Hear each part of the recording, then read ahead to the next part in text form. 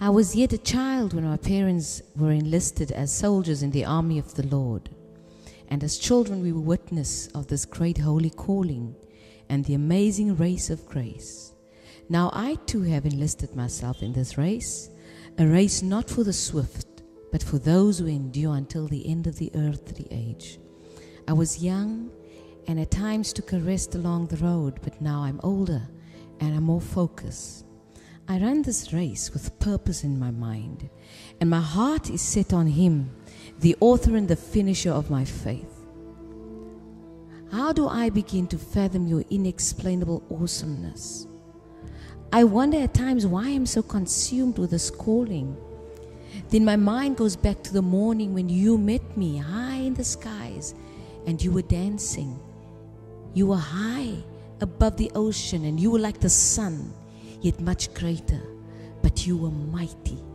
And the warmth of your love was so tender that I could no longer bear it, and my spirit could not contain such love. And I begged you to put me down, but you held me, and there you placed me down at the foot of the shore. I was like a grain of sand in the palm of your hand, yet I felt such love. And since then I knew that I am loved. Since then I have the confidence in my heart. Many nights my bowels are in motion, like a woman on the verge of labor. Then there was the morning I will never forget as long as I live, when the breath of your nostrils blew into my ears and every fiber of my being was shaking uncontrollably, like a tender leaf in the midst of the Cape winter southeast. Your presence was so powerful and overwhelming. Yet when you left, there was a peace that surpassed my human understanding, a peace I've never felt for as long as I live. It was a peace in perfect pitch. And you said in John 14:23, if anyone loves me, he will obey my teaching. My Father will come to him, and we will come to him and make our homes with him. He who does not love me will not obey me and my teachings. These words you hear are not my own.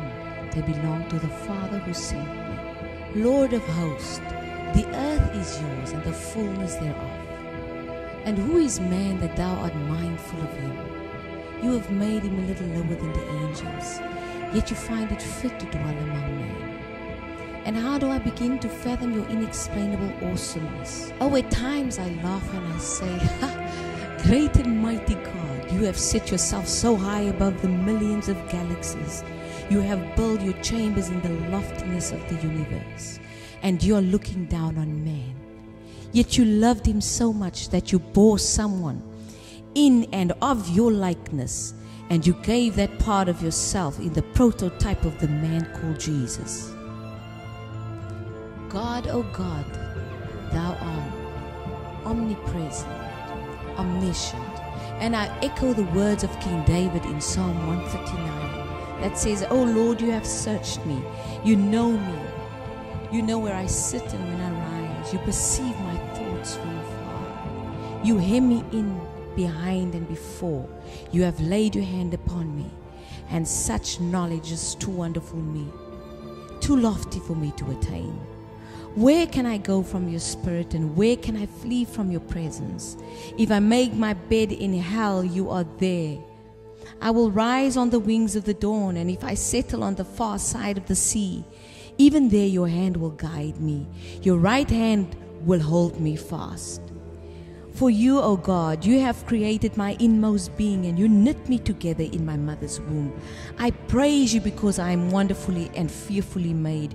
The works of your hands are wonderful, and I know that very well. My frame was not hidden when I was made in the secret place, when I was woven together in the depth of the earth. Your eyes saw my unformed body, and all the days ordained for me were written in your book before one of them came to me. How precious to me are your thoughts, O God. How precious to me are your thoughts.